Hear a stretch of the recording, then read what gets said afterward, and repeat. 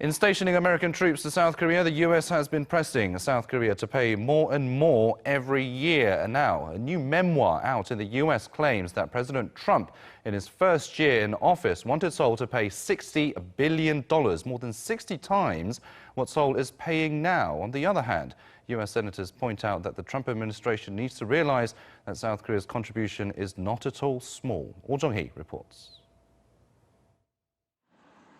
Several U.S. senators want the Trump administration to be aware that South Korea's contribution to the defense cost it shares with its ally has not been small. According to Voice of America on Wednesday, Senate Armed Services Committee Chairman Jack Reed told the broadcaster that the U.S. government needs to recognize that South Korea is a, quote, valuable ally that contributed significantly to mutual defense and security, particularly against North Korea.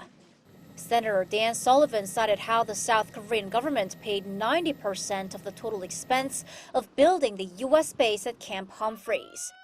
And Senator Mazie Hirono said it's true U.S. allies have to pay a fair share, but it's not as though they've not been doing so.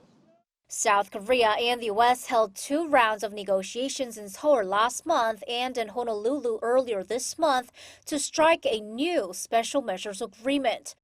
The bilateral cost-sharing deal is good for 1 year, and the current one signed in February expires at the year's end. The negotiations are believed to have been tough, as the U.S. demands South Korea to pay more, while Seoul says any increase has to be an acceptable amount. A new book written by former U.S. Secretary of Defense James Mattis speechwriter Guy Snodgrass claims Trump said in July 2017 that it'd be better to have South Korea pay at least $60 billion a year. That'll be 12 times the $5 billion that Washington has reportedly brought up in recent negotiations. Jung-hee, Arirang News.